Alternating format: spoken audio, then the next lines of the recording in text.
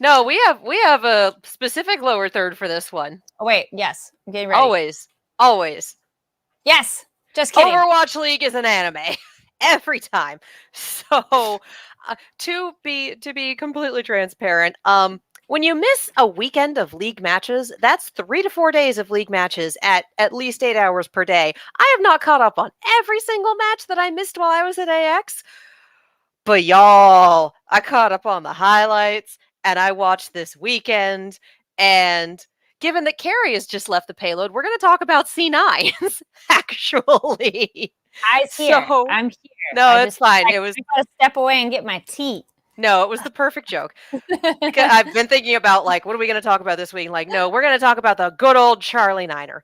Yay. For those who have not seen my previous talks about this or do not remember, Overwatch is an objective-based game. You can get all the kills on the opposite team that you want, but if they're not in service of capturing the point, pushing the payload, pushing the bot, whatever you need to do to win the map, it doesn't really matter. A C9 is what happens when a team gets off of the objective and it results in them losing the round, the map, or the match. Sometimes all three.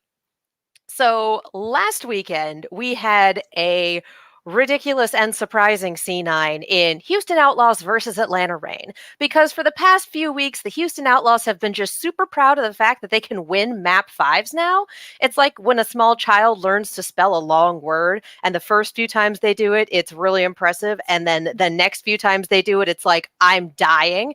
This is Houston Outlaws. Like, we're going to go to a map 5 every time and prove that we can win it. And I'm over here like, I need you to start taking these in 3. I'm going to die. So last week they went up against the Atlanta Reign, who are a very solid team this go around. Go to a map 5, go to the final round of the map 5. Atlanta has this fight well in hand. It's 99 to 99. It looks like they should win. And then at one point, because the longer you're in overtime, the faster overtime burns down to the point where it goes from several seconds to a fraction of a second. At one point, Atlanta's surviving supports are wrapping around, so they're off the point. And their one DPS has mimicked Doomfist and doing his ult, so technically he's off the point. And in that, like, less than a second of Houston being the only people on the point flips, the overtime ticks down, and Houston wins.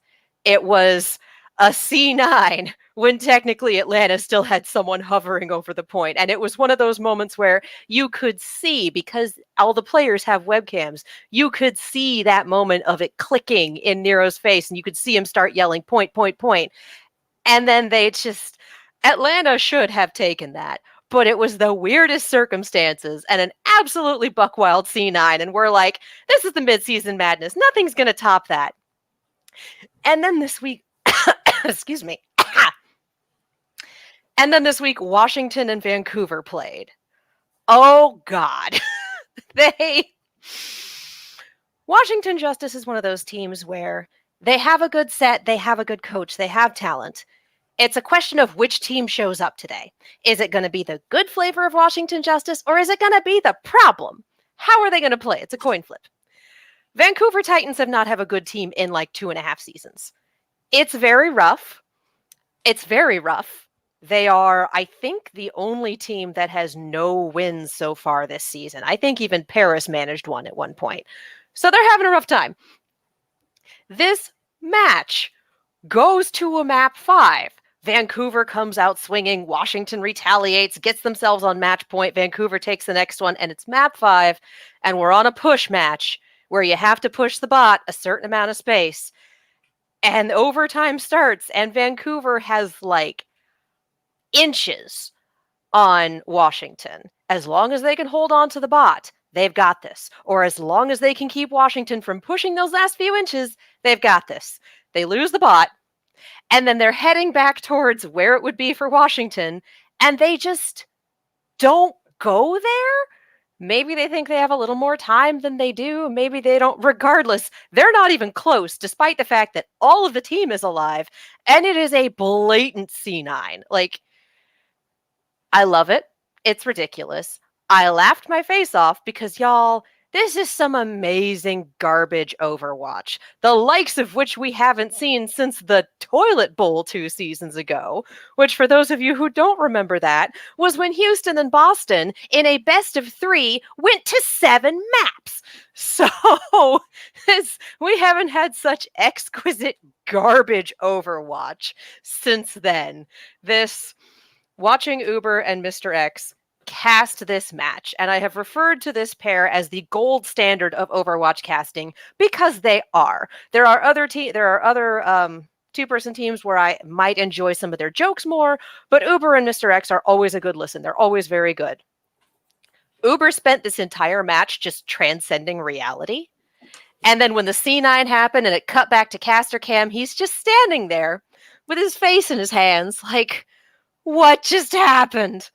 So, watching everyone involved in the match on Twitter just having a complete breakdown at this extremely egregious C9, and then watching more C9s happen in the matches the next day with Dallas and, oh god, I think it was London.